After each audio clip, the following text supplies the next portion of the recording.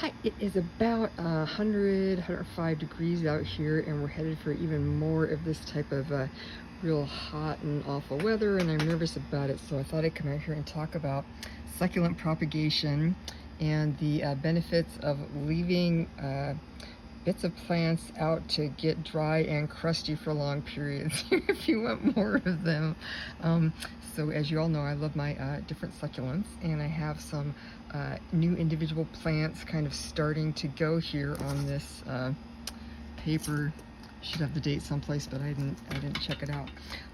So most of these are from Echeveria exotique that I have growing out front.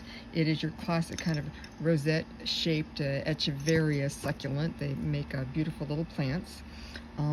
When the leaves fall off, the individual leaves, you can see they're very succulent. You can see this one is starting to look kind of wrinkly and get kind of dried out.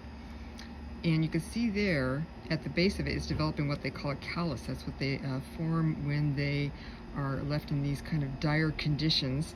And so this one has a little, on the end there, you can see the little root is beginning. It's just very thread-like, very tiny. But with that developing, if you plant it up now in potting soil, cactus soil, succulent soil, and don't drench it, you have much better opportunity of developing a plant from that. It will develop a new rosette right here at the base of the leaf. You can leave these leaves just on top of soil, let's say thusly, and they'll send the roots down there and do that. But you can just leave them out here in on some skanky ass old newspaper if you want.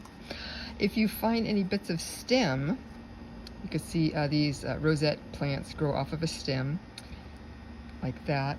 I don't know why. Oh, there it goes. It's focusing. You can see it's starting to bulk up.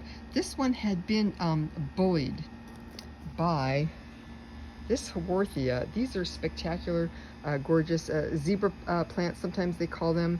A friend of mine gave me this gorgeous succulent garden here, and this one right here bullied all the other plants until they wanted to die. You can see another one here is coming back from the stem. Can you see the stem coming up just like with the other one there? So that is good, and this other one here is starting to show signs of life too. But this one has just been out and about, and you can see, yeah, it starts to get these great roots coming out. Really having a lack of hydration or water, moisture around really stimulates them to produce the roots. So if you're wanting to get that established, just kind of leaving them out in these kind of crusty circumstances actually could be to your benefit. I was very excited. I found that I have a Pachyphytum out front, just a charming little plant. It's just like a little stem with these goofy leaves growing off it, and it's just marvelous.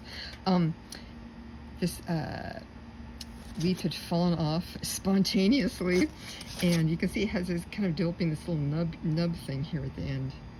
So I'm going to lay this on some soil, and what I'm guessing is that you can see the kind of brown part here is probably going to be the callus, and my guess is going to be that that is where the roots will emerge from, but we'll have to wait and see. This one, Mom got like a combo situation of a pot with a number of different succulents in it, and this one was in there too, but somehow, I don't know if I was potting or what. Anyway, it got like out of the situation of being in soil and has been drying out here for quite a while. I don't know the species of this, but yeah, you basically, what you want to do is just go in there and just kind of plant it up. So all the bits that have like these wonderful thread-like roots are below the ground, and if they're not all below the ground, you can tell that this plant is just like looking all over the place valiantly for moisture, so they'll find their way there. And sometimes you get kind of interesting looking plants too that way, if you just kind of let them do their own thing. But that is another situation. Sometimes if you have them and they're like super fresh and juicy, and you just put them in reasonably moist soil, they can get moldy, and it could be too much for them. So drying them out a little bit actually provides a little bit of insurance. That is what I did with these. I don't know why the camera doesn't pick up. These are actually a lot more violet flushed in real life, and they look more aqua, which is also very charming on this camera. But yeah, this is some type of sedum, and it gets these most marvelous sprays of like super hot pink flowers, huge sprays of them when it blooms. But this is just like a little stem. It was, you know, very similar to this, just a little bit of stemmy stuff, and put it just kind of barely covered here, and they just started growing, and it's doing wonderfully.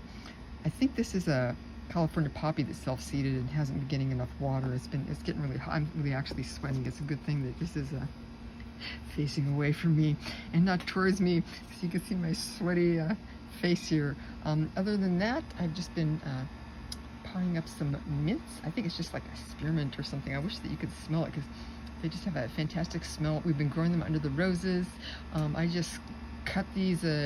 I didn't do any rooting hormone or anything. I just kept them sitting in water. You can see my beautiful situation here. I just kept the soil saturated, and then water in the saucer for the first few days, and then started having a little bit less water. They're still pretty heavy. They still got a lot of water in there. But mints especially like a lot of water. They can tolerate a lot of water, and then they also like when they're rooting to have a lot of water. This one I just set in a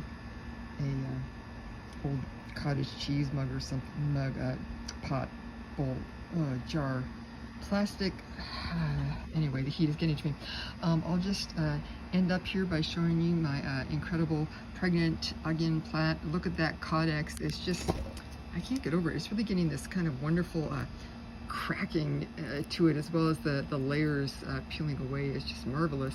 And another little, I don't know, I think that's not like another bulb trying to come up. It's another spray of the very beautiful ferny twining foliage that comes out. They get little flowers too, I think. I'm going to be wanting to put this probably in a bigger pot in a little while there, but just, you know, look at all that texture and just crustiness, and it's just really like kind of a feeling of, you know, nature against all odds, finding a way to shield itself in life. This is kind of related to a Madagascar palm, but I don't know the species, and it doesn't have spines, so your guess is as good as mine. Anyway, thank you for watching if you made it this far, and yeah, the miracle of life.